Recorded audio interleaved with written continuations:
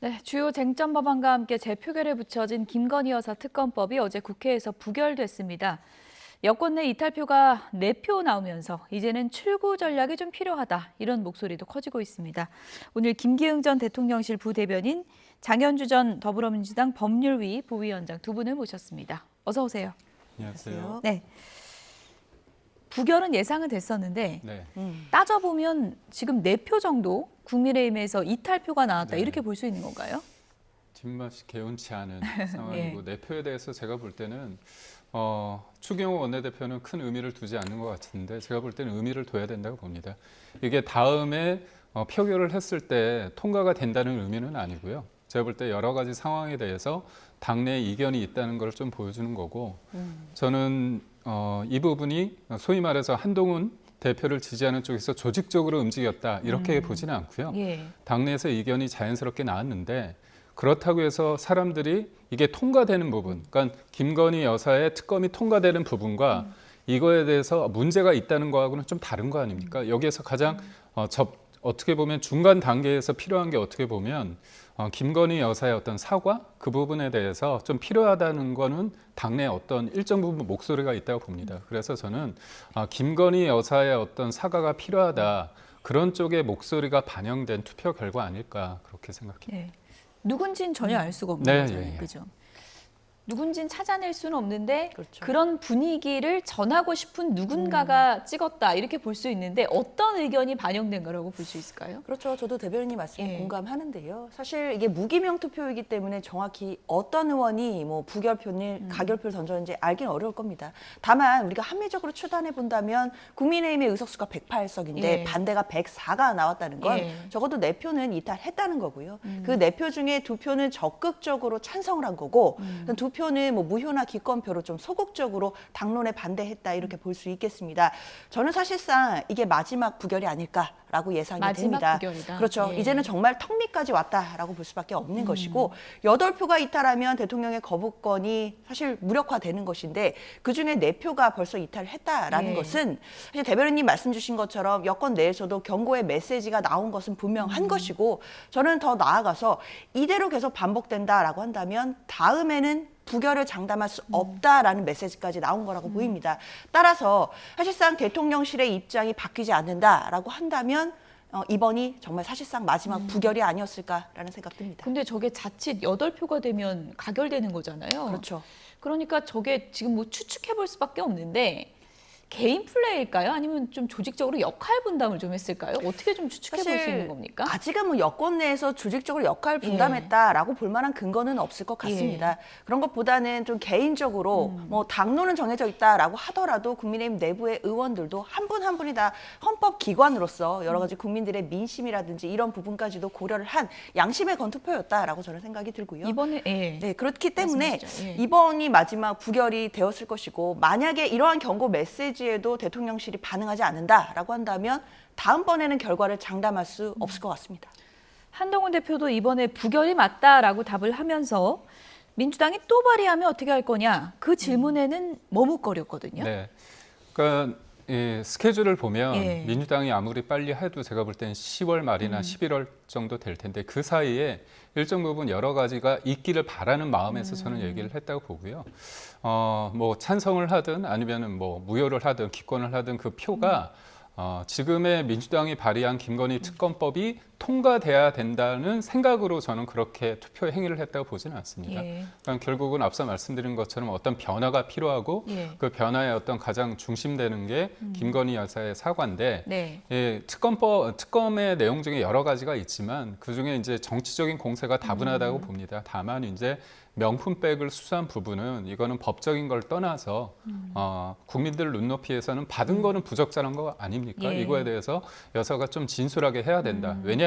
이 문제가 계속 반복이 되고 있잖아요. 그렇다면 집권 여당은 야당의 어떤 거부권 그 반대한다고 되는 게 아니라 어떤 생산적인 것을 이끌어내야 되지 않습니까? 그런 부분에 있어서 우리가 페이지를 넘겨야 되는데 챕터를 넘어가야 되는데 못 넘기고 있지 않습니까? 예. 그리고 윤석열 정부의 어떤 긍정적인 어떤 효과도 뭘 하든지 간에 그게 잘 보이지 않는다는 이런 측면에서 볼 때 윤석열 정부를 위해서라도 그러니까 한동훈 대표와 대통령 사이의 어떤 갈등 양상을 넘어서서 우리 정부가 성공하기 위해서라도 이 부분은 좀 해야 되지 않느냐. 예. 이런 부분이 저는 목소리가 점점 커질 거라고 봅니다. 근데 사실 총선 때만 해도 대통령실에서 일종의 좀 선긋기 하는 분위기였는데 네. 지금은 사과 가능성이 어느 정도 분위기 봤을 때 있을 수 있다고 보시는 겁니까? 저는 뭐냐면 예. 사실 이제 약간 보수 진영에 있어서는 약간 박근혜 전 대통령이 그때 사과 부분에 대해서 약간 여러 가지 해석이 있습니다. 그때 사과를 함으로 있어서 그러니까 탄핵까지 당하지 않았습니까? 예. 물론 그땐 탄핵에 달 만한 여지가 있었지만 여하튼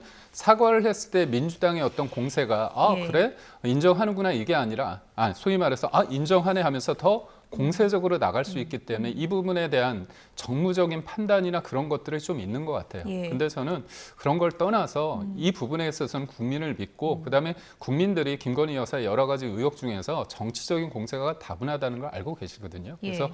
믿고 한번 하는 게 저는 낫지 않을까 싶습니다. 이게 뭐 도돌이표가 계속되다 보니까 지금 국민의힘에서도 출구 전략 필요하다 그러고 그 중에 하나가 이제 김건희 여사 사과인데 만약에 네.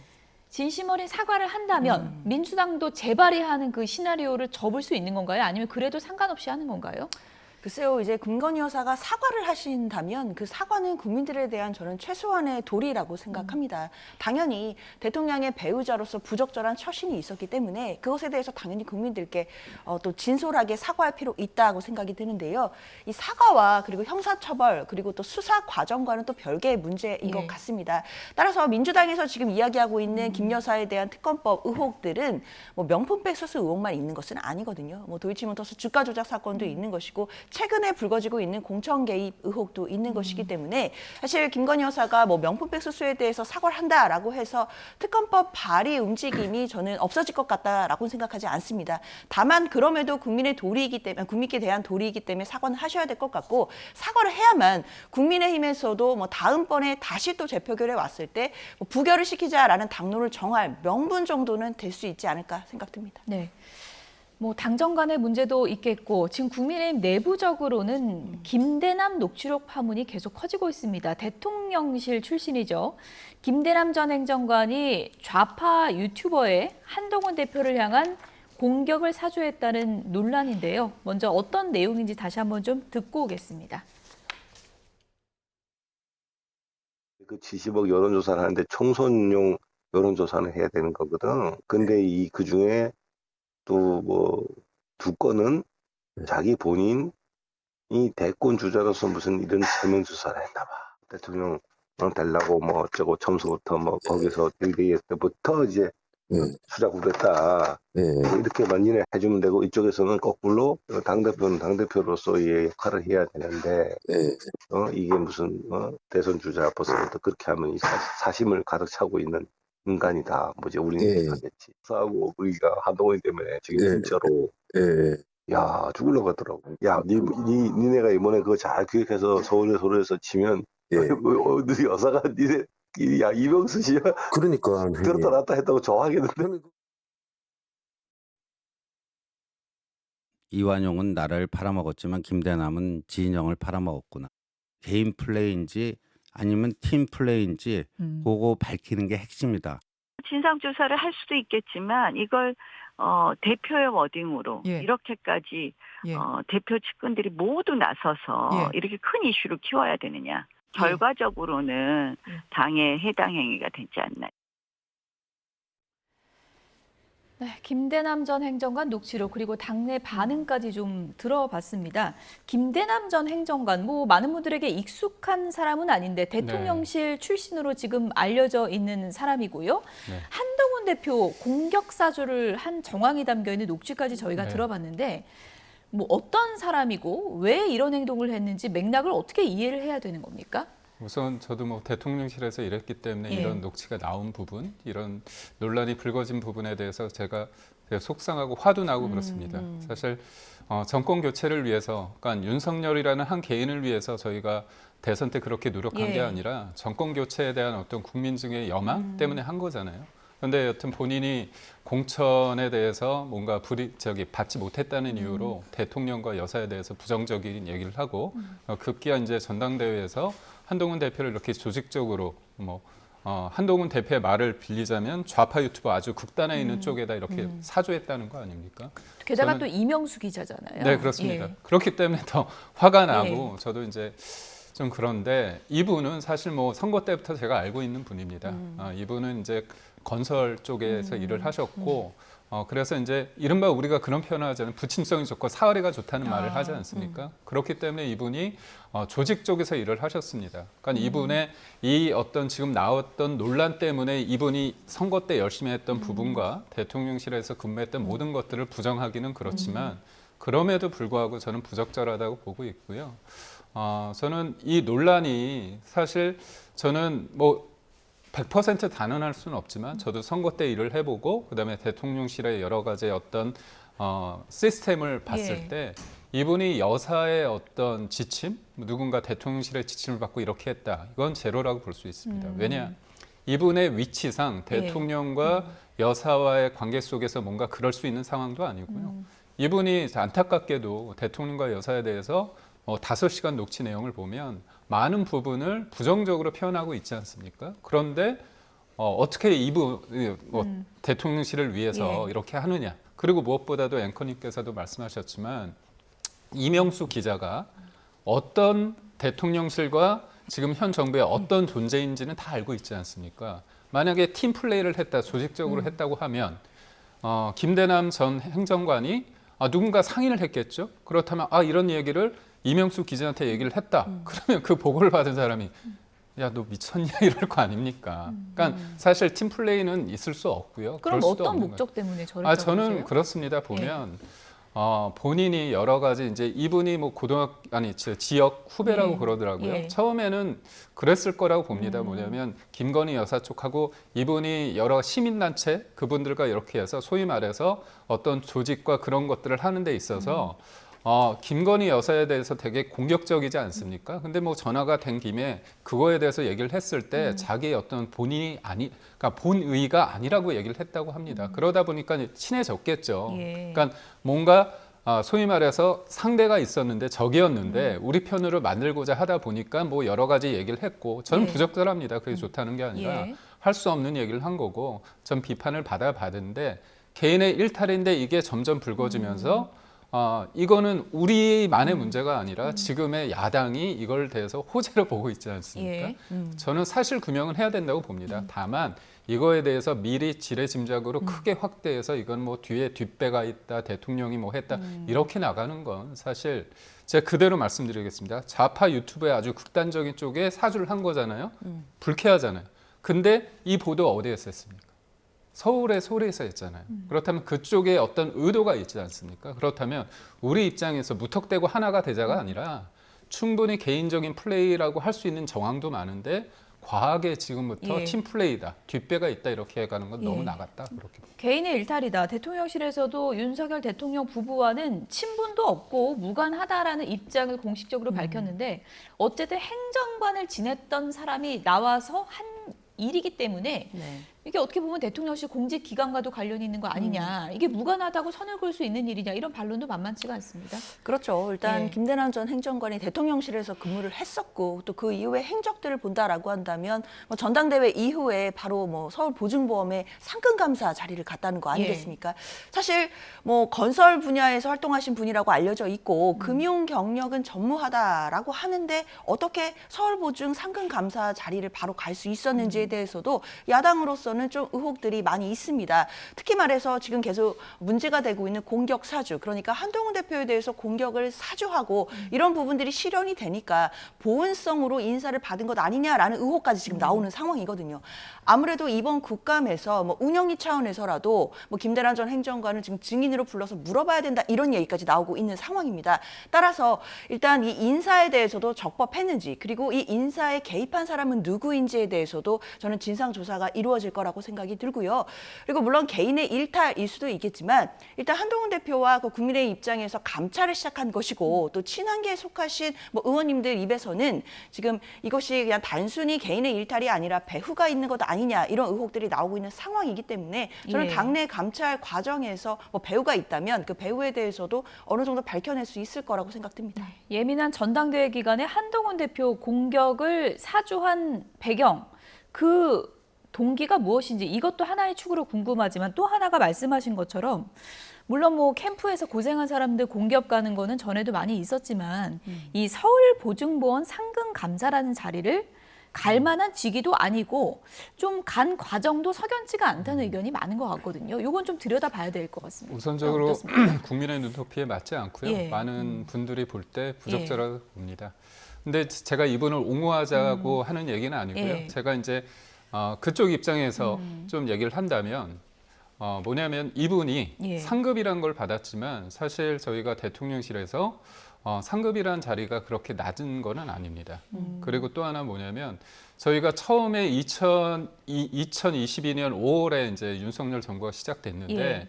그때 이후로 올 5월까지인가요? 한 예. 번도 승진이 없었습니다. 그러니까 예를 들면 이명박 정부 때는 한 6개월에서 1년마다 승진을 시켰다고 뭐 특별한 그러더라고요. 이유가 있는 건가요? 대통령의 좀 생각이 있었다고 봅니다. 예. 뭐 고생하는 건 고생하는 거지만 예. 대통령 입장에서는 그게 있습니다. 그러니까 우리가 어공이 있고 늘공이 있지 않습니까? 어공은 이제 소위 말해서 정치권에 있다가 예. 뭔가 이제 정무적인 역할을 하면서 예. 그러니까 예전부터 공무원은 아니고 어공이라고 하고요. 네. 늘공은 이제 예전부터 공무원 시험을 봐서 들어간 사람이죠. 그러니까 저 같은 경우는 이제 어공이었죠. 예. 그러니까 결국 그런데 그러니까 그 동안에 있었던 경력을 뭐 어떤 보면 그런 거를 평가를 받아서 한 예. 번 정도 승급을 할 수 있는 예. 상황이었는데 그런 과정이 또 없었다는 의미에서 봤을 때 그리고 또 이분이 직무 대리도 했었거든요. 그런 관점에서 봤을 때 뭐 터무니없다 보기는 좀 그렇고 다만 본인의 전문성이 있느냐의 여부에 대해서는 저는 조금 의아하고 있습니다. 그런 관점에서 볼 때 그렇고 저는 이제 공기업 관련해서 이게 소위 말해서 좀 부끄러운 얘기지만 예전부터 정치권들이 정권을 바꾼 다음에 정권을 교체한 다음에 그래 왔었던 부분이 없지 않아 있고 또 이거 전문성도 중요하지만 또 한편으로는 그쪽이 이제 사기업인데 예보에서의 어떤 90% 이상의 어떤 그런 주주를 역할을 하고 있지 않습니까? 예. 그렇다면 이 사람을 통해서의 어떤 네트워킹 그런 거에 있어서의 어떤 장점이 있지 않았을까 생각하면서 상임 인사하는 데 있어서 플러스 요인으로 작용하지 않았을까 드는데요. 그럼에도 불구하고 저는 뭐 조금 과한 인사가 아니었을까 그런 생각도 해요. 대통령실에서도 어쨌든 이번 일이 이제 부적절하다고 보고 스스로 거취를 네. 결단해라 이렇게 압박하고 있잖아요. 그러니까 앞서 말씀드린 것처럼 거기가 공기업은 아닙니다. 사기업이고 예. 일정 부분 이제 정부의 입김이 작용될 수 있긴 한데요. 예. 대통령실 입장에서는 여러 가지 조금 뭐랄까 좀 힘든 면이 있습니다. 그러니까 공기업이었거나 아니면 차라리 이제 부처에 있다면 분명히 이거는 여러 가지 품위를 훼손하고 여러 가지 문제를 일으켰기 때문에 할 수 있겠죠. 인사 조치를 할 수 있겠는데 사기업이기 때문에 한계가 좀 있다. 직권 남용 여지도 좀 있다고 그러더라고요. 그렇기 때문에 이제 본인이 일정 부분 여러 가지 상황을 봤을 때 본인이 좀 제가 볼 때는 결단을 했으면 좋겠다 그런 생각을 해요. 예. 어쨌든 뭐 공격당한 한동훈 대표 이례적으로 상당히 좀 직접적인 입장을 그렇죠. 밝혔습니다. 뭐 감찰을 지시하기도 했는데 이 부분을 놓고 이제 나경원 의원은 해당 행위다 이런 표현까지 썼고 홍준표 시장은 이건 뭐 쫌생이나 할 짓이다 이렇게까지 비판을 했는데 그렇죠. 대응 수위가 좀 적절했다고 보십니까? 일단 뭐 나경원 의원도 예. 이게 아무래도 당정 갈등이 좀 더 증폭될 수 있다라는 측면에서 우려를 표현해 주는 것 같기는 합니다. 그렇지만 사실 저는 밖에서 봤을 때는 어떻게 본다면 이 공격 사주의 피해를 입은 사람이 한동훈 대표라고 볼 수도 있는 측면이 있거든요. 그럼에도 한동훈 대표가 본인이 공격 사주를 당했기 때문에 이 부분에 대해서 감찰을 하고 진상조사를 해야 된다라는 입장을 내는 것인데 예. 어떻게 본다면 피해를 입은 한동훈 대표에게 왜 그렇게 일을 키우느냐라고 말하는 것처럼 보이기 때문에 예. 밖에서 봤을 때는 또는 국민의 눈높이에서 봤을 때는 예. 조금 의아한 부분이 있을 거라고 생각됩니다. 오히려 당 내부에서 뭐 소위 이른바 뭐 좌파 유튜브와 결탁을 해서 당시의 전당대 후보자를 공격하려고 했다라는 의혹이라면 예. 자신들이 더 나서서 똘똘 뭉쳐서 진상을 규명하자라는 목소리가 나오는 것이 저는 더 상식적인 게 아닌가라는 생각이 들거든요. 그리고 진상도 규명하고 만약에 배우가 있다라고 한다면 그 배우에 대해서도 일망타진해야 된다라는 목소리가 나와야만 저는 오히려 그것이 더 합리적일 것인데 지금 국민의힘 내부에서도 뭐 나경원 의원이나 홍준표 지사 같은 경우에는 마치 한동훈 대표가 일을 키우고 있다라는 식으로 지금 규탄을 하는 목소리가 나오기 때문에 밖에서 보기에는 이게 구도가 적절한가라는 생각이 듭니다. 듭니다. 저는 그럼에도 한동훈 대표가 여기서 멈출 것 같지는 않고요. 예. 당연히 감찰을 계속해서 할 것 같고 감찰 이후에 만약에 범죄 혐의가 있다라고 한다면 형사 고발까지도 나아가지 않을까 예상됩니다. 어쨌든 뭐 배후를 찾아라 이런 지시에 대해서 너무 나갔다 이런 목소리도 있는 건데 개인적으로는 어떻게 보세요? 우선 제가 조금 언론에도 좀 나오긴 예. 했지만 하나 말씀드리고 싶은 게 있는데요. 이른바 이제 김대남 전 행정관하고 이명수 기자하고 통화하기 전에 예. 이와 관련된 얘기는 조금 나왔습니다. 그러니까 그게 뭐냐면 청년 최고로 출마를 했던 이상규 당협위원장이요. 예. 그 이른바 이제 유튜브를 통해 가지고 예. 이 관련된 얘기를 한번 문제를 삼았습니다. 그때가 이제 7월 2일이고요. 예. 그다음에 이명수 기자하고 저 김대남 전 행정관이 통화를 한 게 7월 10일입니다. 한 예. 일주일 정도의 텀이 있습니다. 그렇기 때문에 이 부분이 소위 말해서 여의도 연구에서 여론조사하지 않습니까? 이 부분의 얘기가 여기에서 나왔겠죠, 처음에. 근데 이게 누군가를 거쳐서 김대남 전 행정관에 갔는데 개인적으로 간 걸 떠나서 이미 이게 알려진 거는 7월 2일이라는 측면에서 봤을 때 예. 뭔가 이게 누군가 이거를 구체적으로 사주하라 이런 것보다는 김대남 전 행정관 말대로 자기가 어디에서 본 것 같다 그런 얘기를 했을 때 이게 터무니없는 얘기는 예. 아니라는 측면을 좀 말씀드리고요. 뭐 저는 그건 뭐 단정할 수는 없습니다만 저도 그렇죠. 맞습니다. 예. 저도 뭐 그런 가능성이 있다는 걸 예. 말씀드리는 거고요.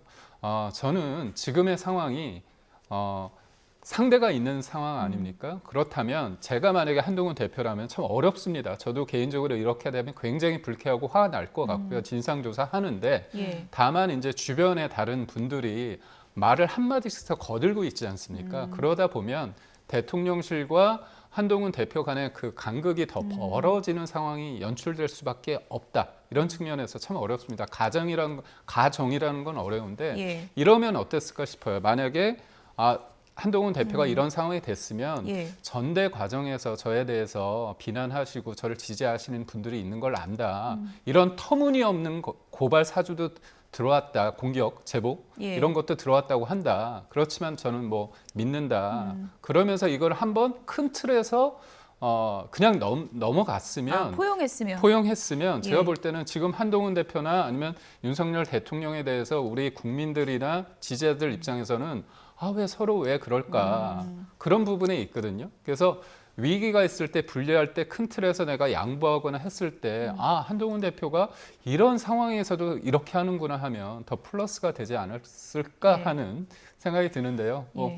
저도 만약에 그 상황이 되면 화가 많이 났겠죠. 어쨌든 뭐 한동훈 대표 측에서도 한동훈 대표가 이제 많이 참고 있다고 하니까 네. 그 참아야 되는 한계가 어디까지인지는 이제 한동훈 대표 본인이 좀 판단할 문제인 것 같고요. 어쨌든 지금 민주당 얘기로 좀 넘어가 보면 민주당도 녹취록 문제 때문에 좀 내부적으로 시끌시끌한 것 같습니다. 이화영 전 부지사가 변호인과 나눈 얘기의 녹취록인데요. 먼저 어떤 얘기인지부터 좀 듣고 오겠습니다.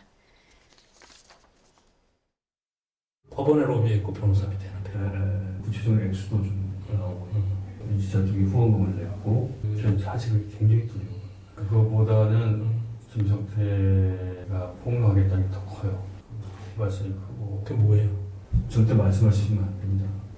이재명 지사의 재판을 도와줬다는 거예요. 저희가 이 지사 그 조직을 관리했었잖아요. 광장이라고 하는 그 이전 대표도 관리.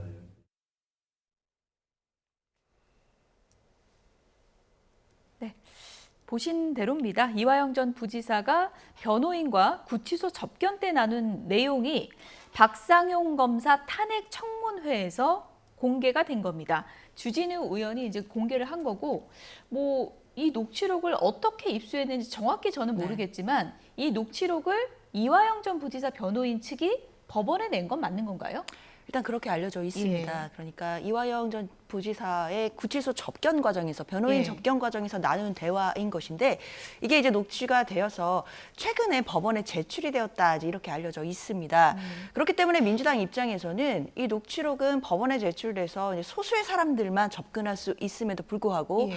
주진우 의원이 이 녹취록을 또 입수를 해서 이것을 청문회장에서 일부를 틀었기 때문에 과연 이것을 입수하게 된 경위가 어떤 예. 것인지에 대해 지금 의혹의 어떤 눈초리를 보내고 있는 상황이고요. 근데 이전에 이게 오마이뉴스에서도 녹취록 내용이 보도가 됐다면서요? 일단 예. 뭐 한 언론사에서 보도가 된 적도 예. 있고 뭐 주진우 의원의 얘기에 따르자면 뭐 검찰 출신이죠. 박은정 의원도 이 녹취록을 갖고 있다. 뭐 그렇기 때문에 본인이 입수한 경위 자체에 문제가 없다라는 주장을 예. 하고 있긴 합니다. 그렇지만 일단 민주당 입장에서는 이 녹취록을 어떻게 입수했는지에 대해서 이 경위도 좀 짚고 넘어가겠다라는 입장인 것이고, 그리고 녹취의 굉장히 일부만 틀어졌기 때문에 예. 마치 뭐 이재명 대표와 뭐 그 둘러싼 김성태 전 회장과 둘러싼 뭐 엄청난 의혹이 있는 것처럼 좀 발췌가 돼서 녹취가 틀어진 부분도 좀 문제가 있다라는 겁니다. 전체의 취지를 들어보면 사실상 이재명 대표에게 뭐 불리하거나 이런 상황은 아니다라는 것도 민주당의 입장입니다. 예.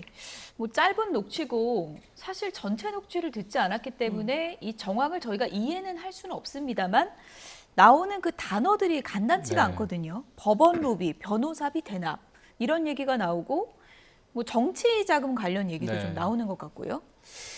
그건 제가 볼 때 여기에서 이제 귀에 쏙 들어오는 게 이제 광장, 예. 그다음에 주요 인물로는 이해찬, 그다음에 조정식 의원 얘기가 되는데, 사실 이제 광장이라는 게 이해찬 전 총리가 서울대 녹두거리에 보면 광장 서점이 있습니다. 이 광장이라는 말에 굉장히 어떻게 보면 좋아하는 워딩이죠. 이해찬 전 대표 입장에서는. 근데 이제 광장이란 조직이 이해찬 전 총리의 어떤 지지 그룹이었는데 이번에 대선 과정을 거치면서 예. 이재명 대표의 어떤 그룹으로 바뀌었다고 그럽니다. 근데 이제 이 부분에 있어서 김성태 회장이 예. 이 광장에 뭔가 후원을 했다, 쪼개기 후원을 한 거 아니냐. 결국은 이재명 지사의 어떤 그 지지 그룹을 도운 거 아닙니까? 그렇다면 이거는 정치자금법 위반 아니냐, 이런 얘기가 나와서 사실 지금 언급되는 것들이 아주 새로운 얘기는 아닙니다. 그렇군요. 그렇지만 수면 아래에 있었는데 예. 다시 올라온 거거든요. 그렇다면 저도 좀 이해가 안 되는 게 왜 이 녹취를 변호사가 제 의뢰인의 목소리를 따가지고 이거를 재판부에 냈는지, 그리고 이게 제가 알기로는 2심 변호사한테 줬다고 그러더라고요.